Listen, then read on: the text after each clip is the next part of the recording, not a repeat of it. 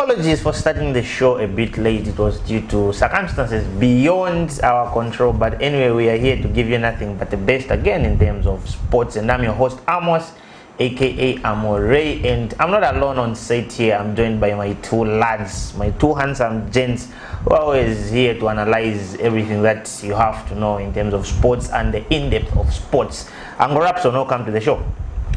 Good morning, dear viewers, and it's always a pleasure to be back here. And it's been a very, very good week. We saw our ladies doing wonders in midweek, and a couple of games have taken place during the course of the week. We saw how our Zambian lads were playing across the continent of Europe, and of course, our own local league is back this weekend, and we will be in for some very, very good games. And to all the viewers who are just tuning in, welcome to the show, which gives you nothing but the best of sport, and we will definitely share with you what is happening this weekend.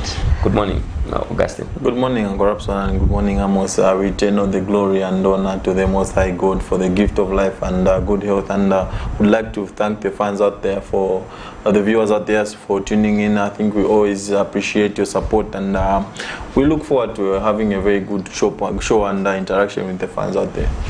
And like you've said, Augustine, those are the two handsome gents that I spoke of earlier, and we'll just give you the in-depth of what we have for you today, and we'll just take a very, very short break and we'll be right back. Camnet TV is here to entertain, educate and inform you. Catch Rise and Thrive at 0730 hours every Saturday. Fresh and new praise and worship comes Monday to Friday at 8 hours. Kids need to be glued to the TV every weekday at 09 hours for their favorite cartoons. Off the pitch with the boys as they talk about sport on Saturdays at 0930 hours.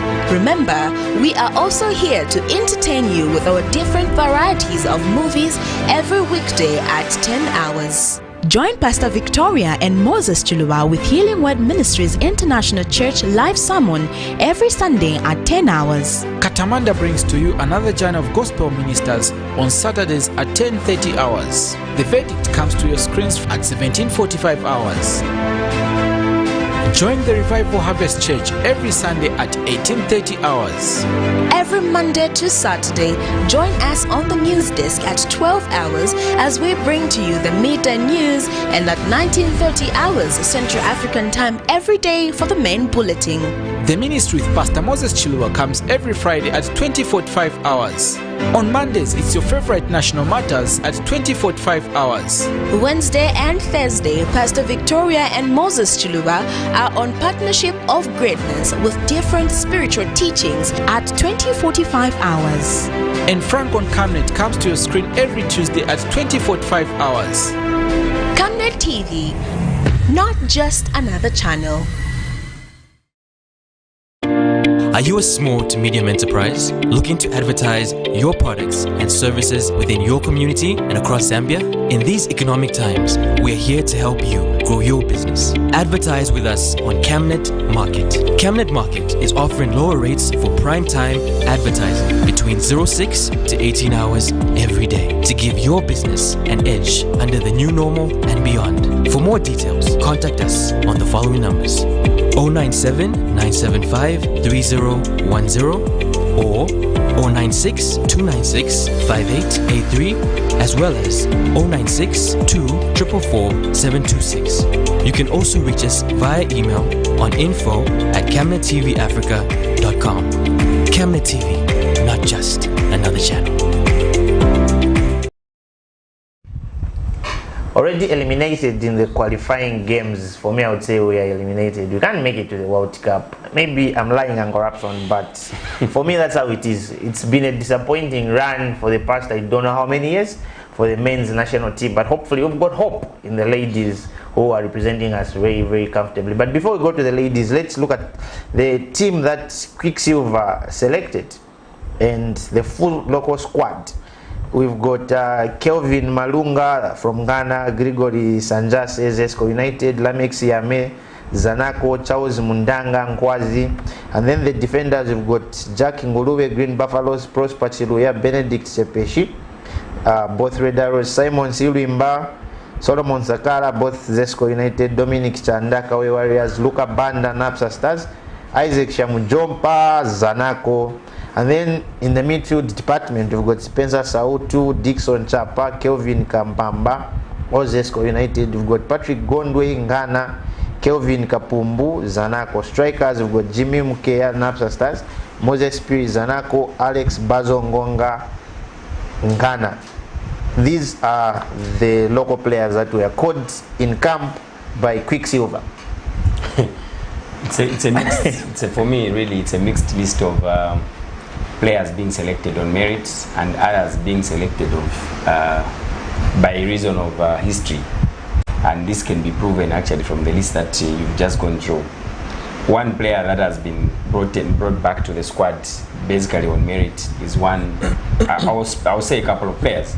One of them is Charles Montanga from Nkwazi Football Club. He's been a very, very brilliant boy because he's kept a couple of clean sheets for Nkwazi Football Club. The other player who has done very, very well with regards to playing for the club, it's one, Kelvin Malunga. If you look at Kelvin Malunga's performance this season, he's been very, very fantastic. Of course, Nkana Football Club hasn't done very, very well.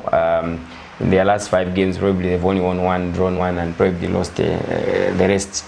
But when you look at the performance of the goalkeeper, Kelvin Malunga, and his inclusion to the squad in the goalkeeping department, I think for me that is one. Those are the 2 choices in goals that are actually very, very on merit. Not taking away the other 2 goalkeepers who've been caught in the goalkeeping department, I think it's a brilliant selection. Those are the players that are very outstanding in the league at the moment. When we go to the defense, I might go through the whole team, but just speak names, yeah. One of the players that I'm very disappointed that they are even appearing on the list is Luka Banda from Napsa Stars. How many games has Luka Banda played for Napsa Stars this season? The guy has been sitting on the bench week in, week out. Week in, week out. And I've been following Napsa Stars very, very well. So for Quicksilver to call a player like him, these are the players that he calls basically because of the history that the player has for the national team without regard for the current physical status of the player. So that is one player who should not be anywhere near the national team at the moment. He made a couple of blunders for Napsa Stars in the early stages of this season. And from the time that he was sidelined and he sits on the bench and sometimes even out of the bench. But this is a player that Quicksilver decides to bring to the national team at this stage. One other player who's been called to the national team on merit at the current form is probably Alex Bazongonga. But here is a player that you call to the national team at this point in time, where you are playing friendlies, where you need a player of his caliber who should have been there to harass the defenders. In the current setup of the national team, Augustine, you bear me witness, we do not have a striker who makes sure that the defenders are working. A striker who can harass the defenders to make the defenders feel like this is a danger man. A striker who can frustrate the defenders and put the defenders at risk of being sent off. That's what we need in the national team. And that is the player who Quicksilver has seen befittingly fit for these friendly internationals that have remained against Tunisia and Mauritania. Look at one of the top scorers. I'm very disappointed that Friday Sam is not part of the squad. This is one player who probably, his skill aside, but if a player is doing his job in front of goal, what else do you need? He's been a marvel to watch. He's been scoring goals game in, week out. He's been scoring goals for Green Buffaloes. Look at where Green Buffaloes is at the moment. Perfect position. One other good inclusion is Jack Ngulube of GBFC. That is one brilliant player that based on Chambesh has also noticed.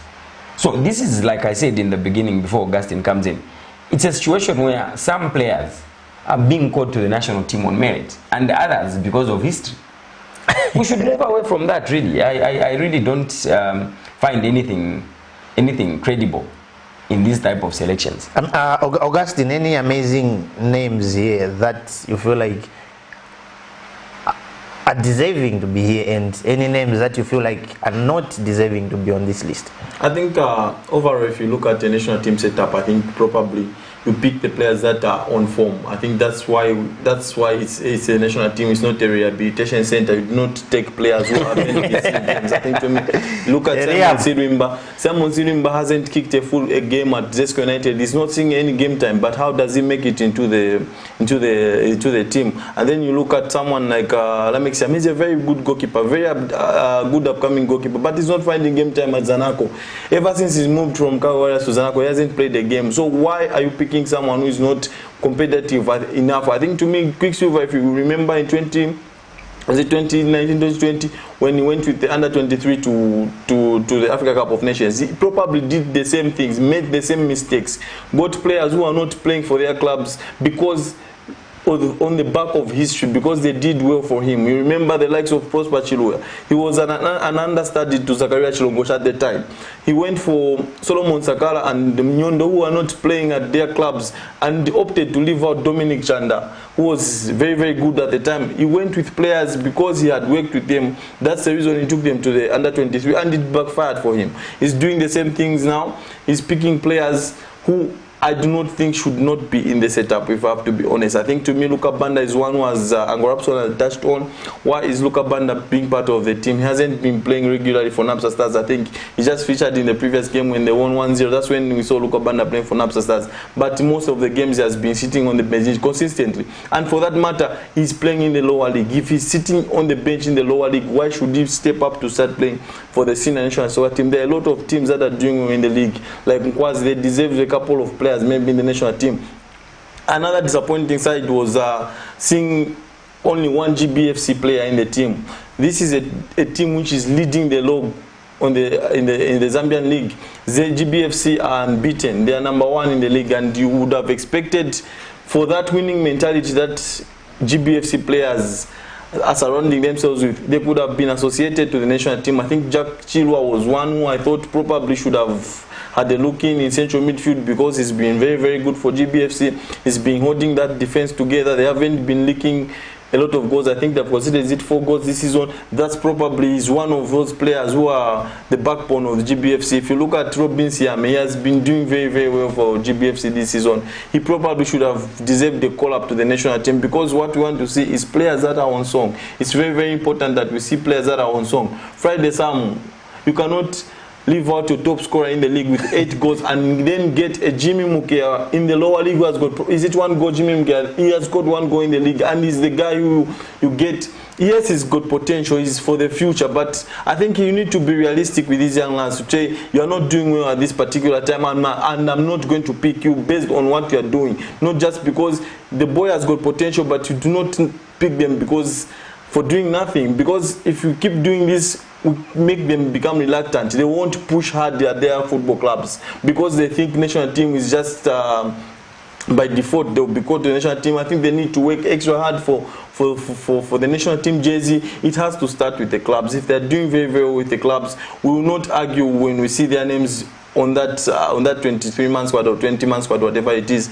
You've seen Alex Ngonga. I think you haven't seen anyone questioning the call-up of Alex Ngonga, because he's been doing very, very well for Nkana. That's what we expect. I think a little bit of consistency with players regards with their clubs. I think you remember under Milutin Soredojevic was always, I think one positive we can pick for Michu's time was always cautioning these players whenever they go back to their football club, say, go and maintain this form and take it high up a little bit so that you maintain your national team's sport. Because if you look at Kawa Warriors, they've had Jimmy Love, who has been scoring goals. I think he's someone who may be ahead of Jimmy Mkea in terms of the selection.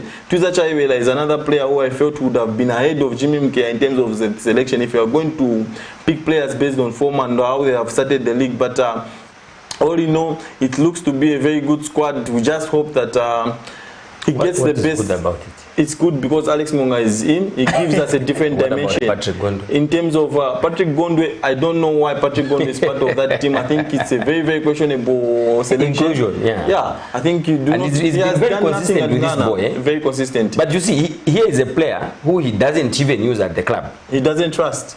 And then he trusts him to go and national national youth team. I don't felt know. maybe probably Lusaka Dynamo's Marvin Jerry would have been a better selection ahead of Patrick Gondo because he's done very well at the start of the season.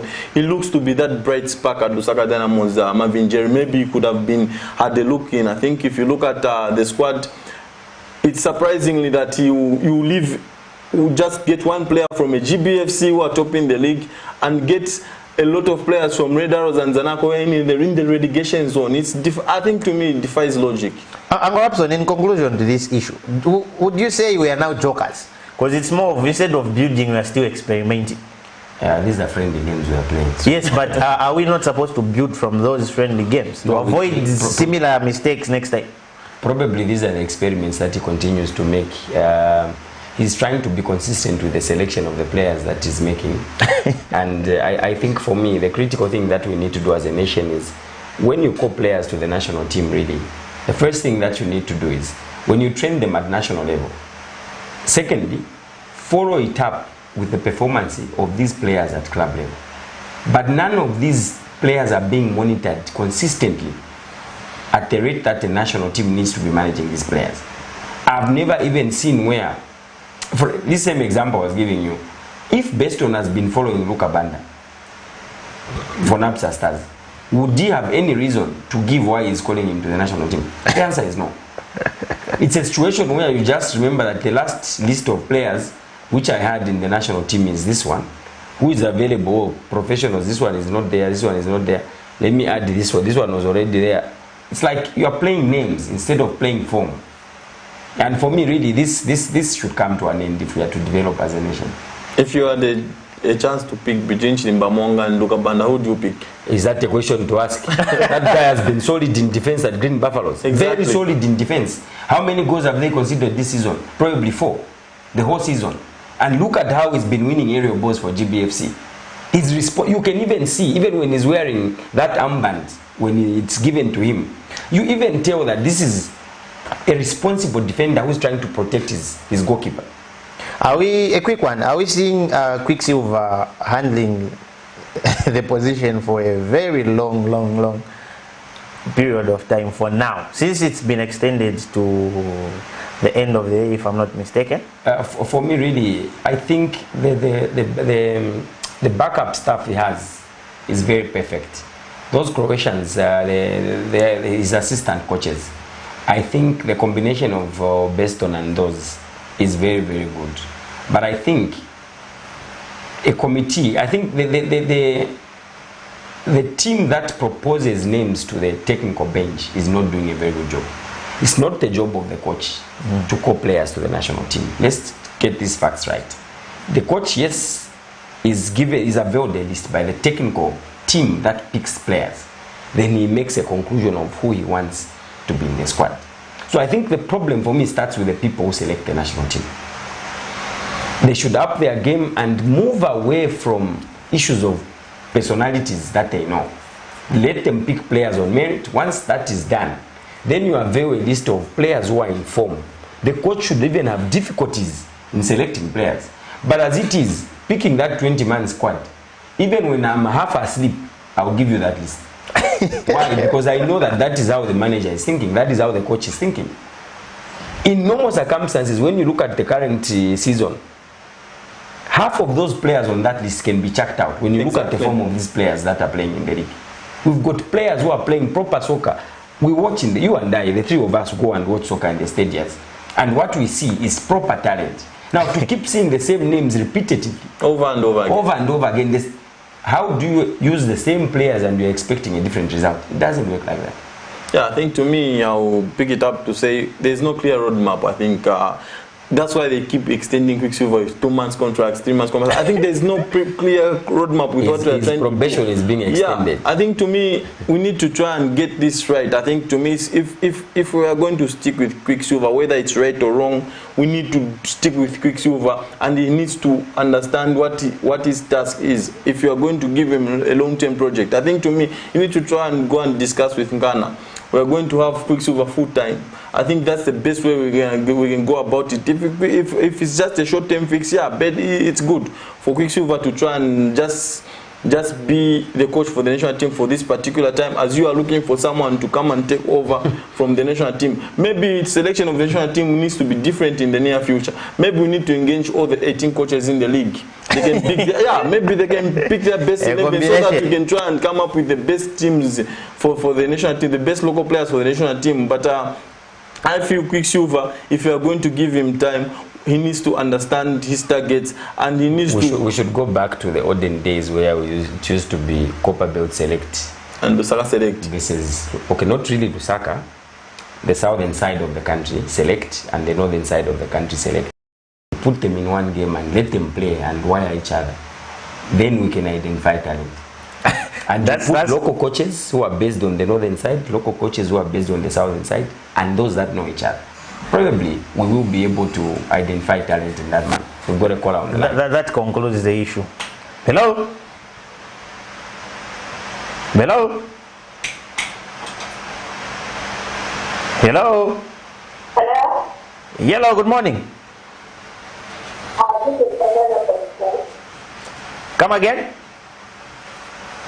I just wanted to do with management in the state. Any particular that has taken the players to the national team because I feel it now. I feel the Okay. Did you hear that? No, hello? Hello? Hello, I think network is a bit bad. Try to cut and call again.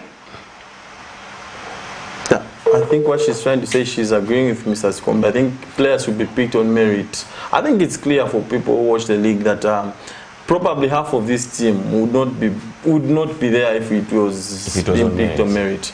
If you look at what has transpired in the 8 games that we have seen. I think for me that concludes the whole topic that we are having, Angorapson, where you say... Before we even conclude, I think Augustine touched on something to say. The reason why even these extensions are in smaller bits, I think that's the more reason why the man can't pick players on merit, because, okay, sorry to say this, but it's a situation where you know that my duration at the national team is very short.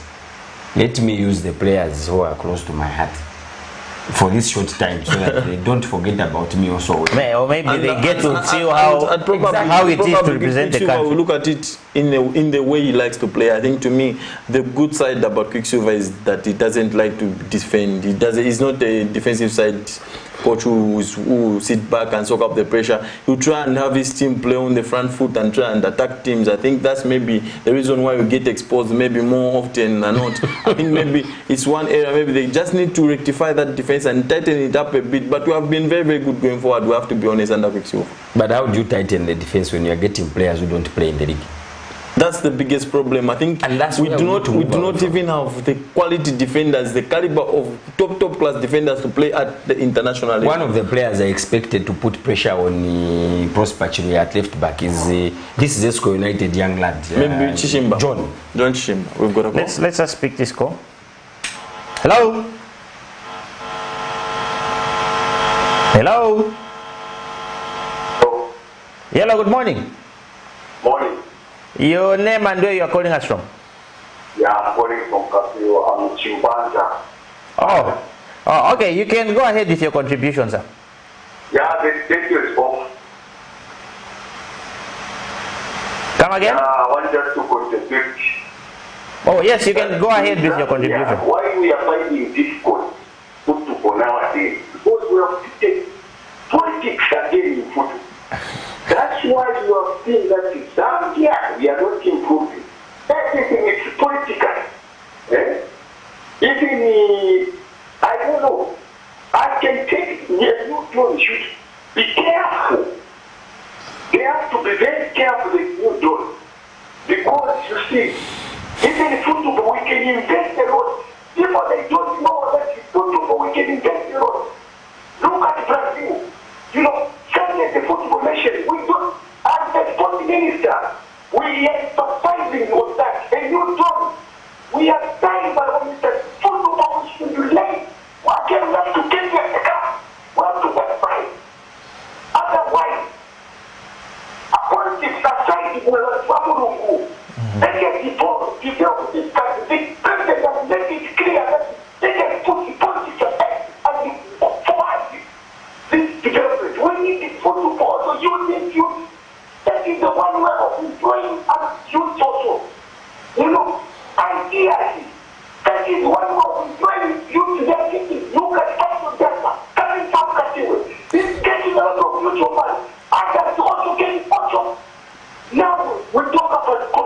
these big teams called the in rural areas, we've got people who can play football.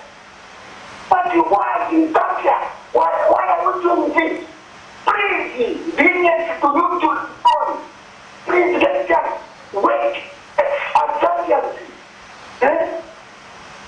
Thank you very much. We are begging. Let's just put aside politics. We have already voted for neutral government. Thank you very much, sir. Thank you very much, sir, for coming through. But okay, for me, I would say he's in rural areas. There are players that we ignore and avoid. I think for me that is the biggest point that he has raised amongst many points. Yes, I think the critical one, which has touched my heart, is the identification of talent in the rural setup, which has gone. I think the last time we identified talent from the rural setup was probably the involvement of Airtel Rising Stars, because it involved schools from all over the country, and I think that from the time we had that particular Airtel Rising Stars, nothing tangible has come out of it. All we hear now, our academy is opening up everywhere, dotted around the country. But even these academies, I think we are losing it, because the people who are running these academies are running them for one reason: to see their players going to Europe and make money for themselves, instead of at the expense of developing these players. We've seen that happen a couple of times, and that is one of the things that we need to do as a country. Go back to the rural areas, identify talent. We all know the story of Fashion Sakala and how we moved from Eastern Province with a boot. I'm told, I don't know whether that story is clear. One of my good friends, Rezga Munga, normally says the father came with a bicycle carrying boots all the way from, is it Rundazi or something? You know, all the way to take the boots to Patson Sakala to go and play in some game. And I think for me, the most important thing is, if we go back to our roots and just identify talent, we should be able to close the gap in this crisis where we are now. I think, to me, I would take a very different route. I think if it comes to identifying talent in rural areas, I believe that's a job for the football clubs. I think it has to be the football clubs that has to go and source out this talent in these rural areas, bring them to the big league, polish them up, and then the national team. Yeah, and then the national team. Then the national team, the only difference they can make, I think, from the Football Association of Zambia, is to go back maybe to projects like the Airtel Rising Stars. Airtel Rising Stars, to try and get all the best talent from the province, to try and bring them together and play a football match. And then maybe we go back into schools. Maybe we try and help it, we try and develop it from the school side of things. We try and get school football at a very high level. Because you remember, there was a time we had Coca-Cola, was it Coca-Cola Cup for the schools? Yeah. Yes. A lot of talents came through there. I think there was a time Shadrach Malambo and Luambo Msonda were part of that team which went to Stamford Bridge, to Chelsea. Yeah, I think, and they are now top players in the Zambian league and the national team at large. I think we just need to try go back to the basics to try and help this football grow. Let's take a good example in South Africa, the way they do the Super Disc. We can try and do the same things for the youth league. Let's have a very strong youth league, because at the moment we do not have a strong youth league, a national strong youth league like it is in developed countries. Credit goes to one club in Zambia that is probably well aligned with rural identification of talent, Zesco United Football Club. They have a couple of their clubs centered around most of the provinces, and when it comes to the end of the season, Zesco goes round in their little clubs and picks the best of players and bring them to the main team at Zesco United. I think for me that is one good route that we must appreciate. We hope for the best in terms of player identification, like our last caller is from saying, that we identify talent not only here in urban areas but in the rural areas as well. But let's shift our attention to the Copper Queens. Uncle Rapson had an opportunity to cover the Copper Queens in the return leg against Achimwene from the Malawian team that played the Copper Queens at Nkoloma Stadium, and the game was very tough for the Copper Queens, but anyway we managed to prevail and won the game. And next up it's Namibia, which we are playing in February, that's next year. Uncle Rapson, a quick one, how was the game? Well, I was almost saying the lads. The girls started on a very, very low note, not a high note, a very, very low note. They were quite slow in the beginning. You could see the composure in the team, and they started on a very, very slow note. They were caught on one mistake by the Malawans, and the Malawans went ahead in that game in the early stages of the first half, and a quick turnaround. 2 beautiful goals by Rachel Kundananji. We are good enough to go to the break at 3 goals. At 2 goals to 1, and it was a very, very fantastic comeback. The Malawans also came again. They caught us off guard. They scored. It went to 2-2, and at that point, it was very, very worrisome when you look at the third legs of Rachel Kundananji. I don't even understand why the coach kept her on the field of play for that long. You know, she's one player who's very active. She didn't get tired in that game. She was running. The biggest mistake I think she had was probably to look... what term can I use? She's one player who knows that she's a pro. She's a pro, and she was playing with a couple of local players. On a couple of times, she was very selfish. We could have opened the scoring in the first 7 minutes of the game. She had the chance to pass the ball to a player who was Grace Chanda, who was on the far left in the first half, but she decided to go with the ball on target when the other person had the ball. Then in response to a similar circumstance, Grace Chanda had the same opportunity on the left side of the pitch. Facing the goalkeeper, she unselfishly decided to lay a pass to Kundananji to score a goal. That was our first goal. So for me, a player of her caliber, she needs to be responsible enough and understand that that's a game of 11 players on the pitch. And everybody else who's been given a task to play in that team is good enough to represent the country, and she should be able to be passing the ball. She was caught a couple of times, and for her to last that game 90 minutes was very surprising to me. But overall, I think the free kick was on point, almost from halfway the line, the one that made it 3 goals to 2, and took Zambia to the next stage of playing against Namibia in the AFCON women's qualifiers. Fantastic game it was, and I think if you ask me, between the senior team and the under-20s, I watched the under-20 play against Malawi again, and I think the under-20 play a very, very good game of football. One thing that I'll tell you, which is a major difference between the 2 national teams, the under-20 and the senior team. The under-20, I can count the number of times Musole, the Zambia national soccer team women's goalkeeper, started the ball from the 18-yard box by passing the ball to her defenders to start play. 80% of her goal kicks, probably 90%, they're all being kicked up. Why are you losing possession when you already have possession? Why don't you have confidence in your own defenders to start? Belemo on the right was good enough to start. We had a very, very fantastic young left back who could have started. And for me, really, the under-20 national soccer team, when it comes to starting the ball from the back, I can also tell you that I can count the number of times they kicked the ball up.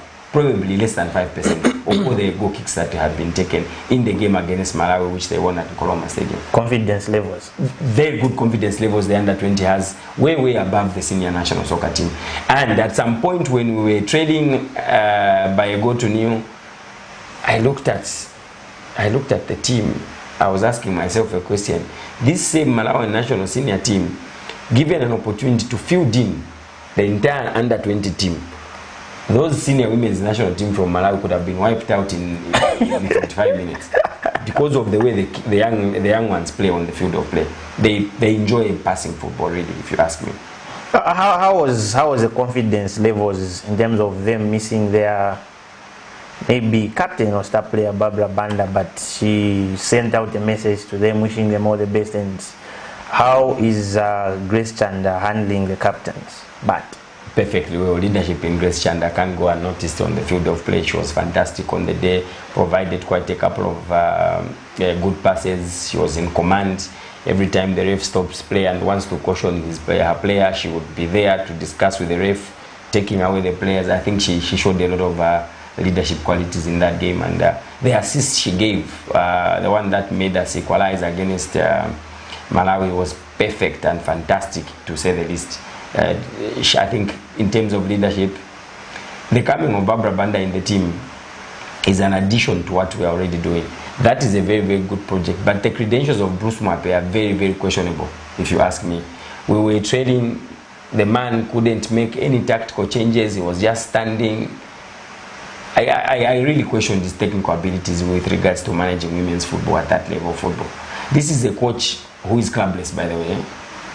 Clubless in the country. Fired at Changa Rangers. And now the national team women's coach. But his technical abilities, really, a lot of us who watched soccer on that day, we didn't see anything tangible coming out of him. And Ango Rapson went to cover that game that was played on a Tuesday, and we managed to beat Malawi by 3-2, which made us through with an aggregate goal of 4-3. And next up, it's Namibia. That's in February. And we now switch our attention to the CAF games that were played last weekend, and this the second round that is coming up on the 28th of November 2021. And Augustine and Angorapson gave us a good coverage in terms of the game which was played. That's Zanaco. Augustine, I'll start with the game that was played abroad. That's the game between Red Arrows and Agosto.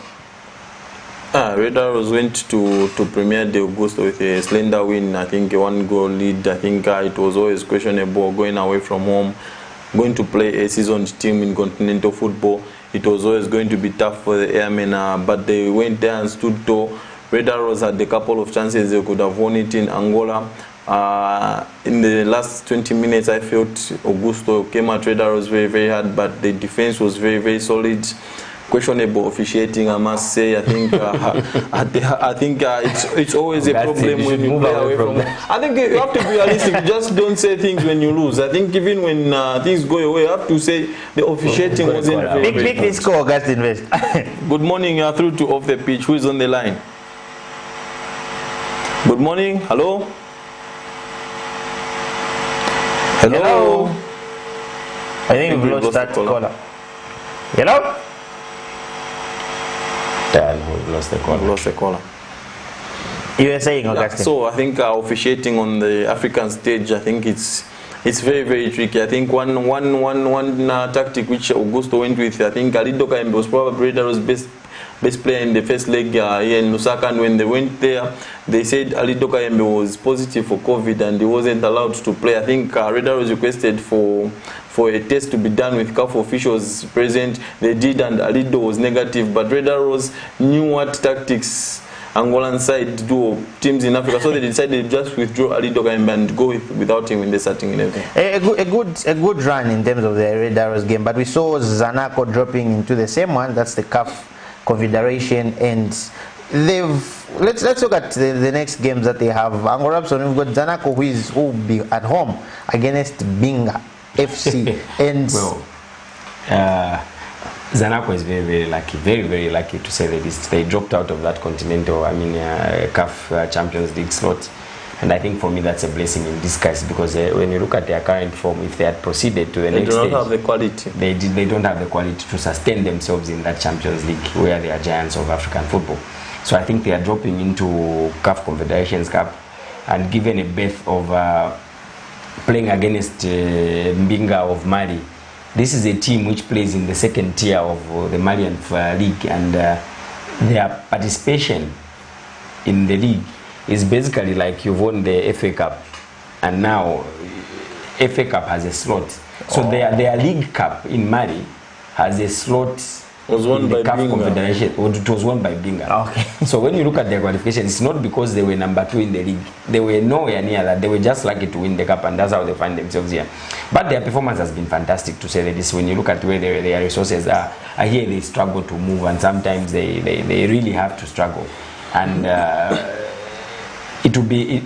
It's yet to be seen if they will actually manage to fly to Zambia and play Zanaco Football Club. They'll give us a shock of the. And when Zanaco plays this team, I think they'll be able to get through this stage and get into. So Zanaco, in essence, they just need to work hard. The group stages are calling. Very, very easy task for them. TP Mazembe, our colleagues. Let's look at Red Arrows. Red Arrows. They will be playing Simba.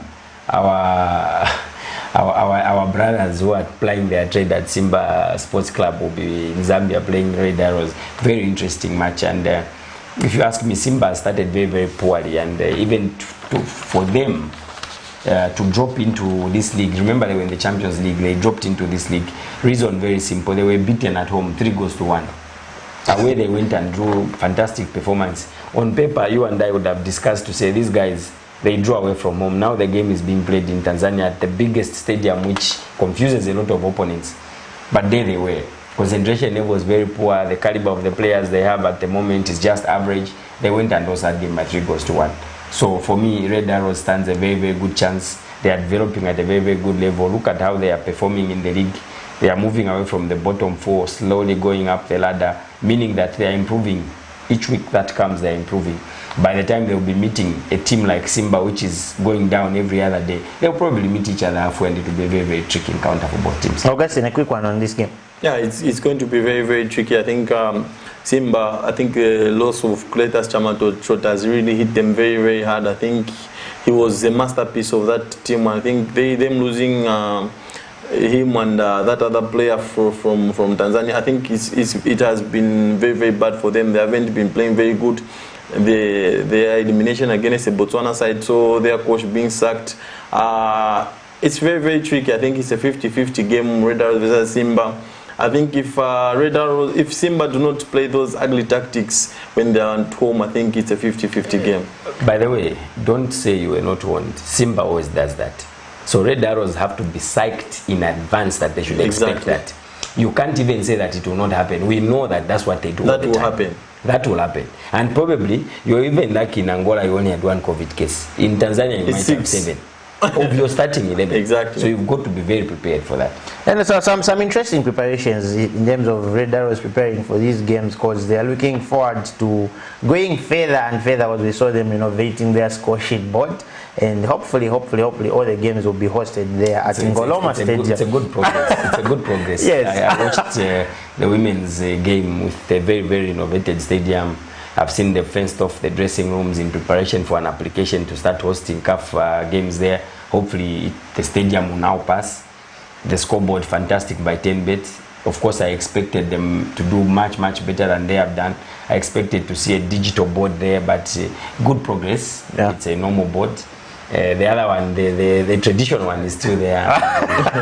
They are still using it. It's good history. But I think talking about stadiums, I must say Red Arrows in midweek played Prison Leopards and won by 1 goal to New at the President Stadium. Terrible stadium. I think I do not know how it's even fit to the player with suspected COVID is the one who scored. Yes, I don't know how it's even fit to host a Premier League game, the President Stadium. I think to me it's a pure joke. I think those stadiums are not fit for Super League teams, not just because it's not attractive for football, but it's dangerous for it's a danger for the players. It's an hazard. I think to me they are sustainable. I think they can get injured in playing in such surfaces like the President. So we are hoping for these teams to improve their stadium. Exactly, they just need to do that because Prison Leopards were knocking on the continental slots last season. They need to work on their stadium. Anyway, some interesting games being played today. That's the week 9 fixtures of the MTN Super League. That's the Zambian Super League that we have today, and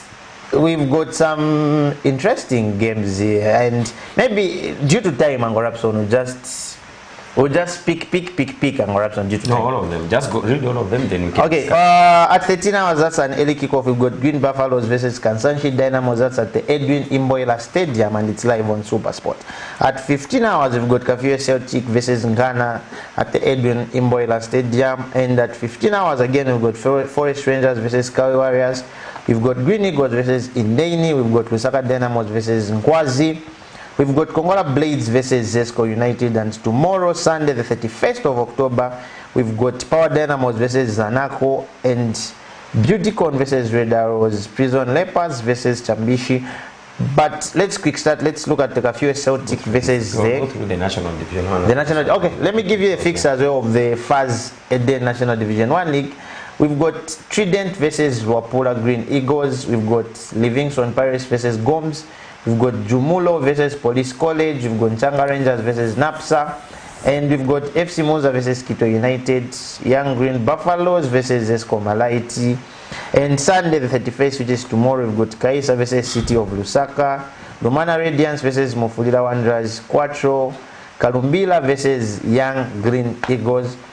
An interesting fixture for me today, it's between Kafue Celtic versus Ngana, the history makers who have got a long run in terms of history, which is Ngana, and the abroad players is supplier Kafue Celtic. Well, for me, it's this afternoon, all roads will lead to Imboela.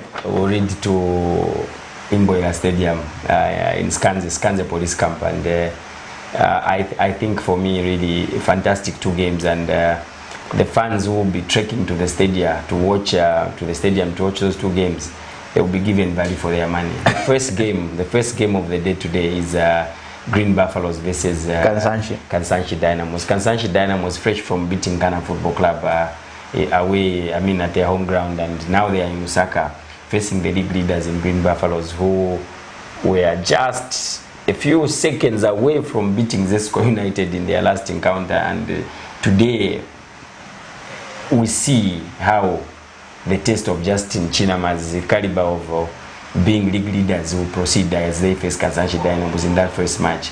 When you look at the second game, really, the second game we have Kalampa Football Club versus okay, maybe the other way around, Kafue Celtic versus Nkana Football Club. Kafue Celtic, I watched them last weekend. Perfect team. There's a lot of immaturity in that team. They lack experience. They could have won that match. And I think that would be the major difference in this afternoon's encounter. When you look at the experience of Ghana Football Club, I'm seeing the boys being punished in today's game by Basel. The mistake they made in that game is they are finishing in the final third was actually very, very poor in the double header that was last weekend at Edwin in Buena Stadium. Augustine, a quick one on these games due to time. I think I'll pick Power Dynamos versus Zanaco. I think these are 2 teams that have been struggling at the start of the season, and Moinyash people went into Power Dynamos, got them flying in the first game, then got back to reality against Nkwazi Football Club. But one thing I noticed about that Power Dynamos side is that they need to work very hard. I think to me, Nkwazi outworked them in the game against Nkwazi at Edwin Mboela. I think Nkwazi were very, very smart. They defended well. When they had the ball, they used it very, very well. But you look at this Power Dynamo side, they don't have intensity in them. I think they do not run as much as they should be running. I think to me, they are always being outrun by teams. That's one big reason why they are losing games. Kelvin Kaindu Zanako, I think he's probably trying to get them to play in a certain way, which maybe these Zanako players, the current crop that he has, cannot play in that way that Kaindu wants to play. But it's going to be a very, very good encounter at the Davis Stadium. Zanako have changed coaches. Power Dynamos have also changed coaches. Now it's a time for these players to take a good look at themselves and deliver in this afternoon's game. Ango Rapson, a quick one on as you conclude. Well, in the Eden University, perfect weekend for the Eden Qualifier League. Resurgent NAPSA stars who are fighting their way back to the Premier League. They were actually outwitted from the top of the league by goals after last weekend's games, and getting into this game against a struggling Changa Rangers. I think, if I'm not mistaken, they are without their coach this afternoon. Their coach has been sidelined, and there's a sitting-in coach who's there, and they are really struggling. They have the sponsors; they've been given all the sponsorship they need. They are looking at the very, very new bus which they have as a motivation to the players, but that is not translating into the results on the field of play. And getting into that game against Changa Rangers, for me, it's one of the toughest games of the weekend in the Eden National League. Augustine, your concluding remarks. I think I would like to thank the viewers out there for tuning in. I think we always value your support, and contribution is always welcome on this platform. And a big afternoon for the Zambian boys today. I think Patson Daka coming up against Arsenal in a few hours' time. Then it will be Enoch Mwepu against Liverpool. I think it's Brighton versus Liverpool and Leicester versus Arsenal. 2 big games for 2 Zambian lads, and they did very well in the week. Mwepu scored against Leicester City, but they unfortunately lost on penalties. This is where we want to see more of our boys playing at this high stage, and we just hope for a better outcome for the lads. Well, great development for the lads. We've been following them, and they're doing a very, very fantastic job as they develop into fine players that we need as a nation. For me, getting back to the weekends, all the best to Ghana Football Club as if it's Kafue Celtic. Our dear viewers who've been joining us, who've been with us throughout the show, I would like to say thank you very much for tuning in, and we look forward to being with you next weekend. Anyway, this is the part where we come to the end of the show as we prepare to go and cover these games that are being played. And an interesting fix already that Uncle Rapson has said at the Edwin Imboila Stadium, and the stadia are open. You are in for some exciting games today as we go and cover them. But anyway, on behalf of the whole entire production team, that's Isaac upstairs, not forgetting the amazing who has been helping us here in the studio as she was directing us from here, and not forgetting Pastor Moses and Victoria Chilua for giving us this platform to give you nothing but the best in terms of sports. I've been your host, Amos, aka Amore. Don't go away, for amazing is coming on your screens with the weekly gospel show. We're out. Bye bye.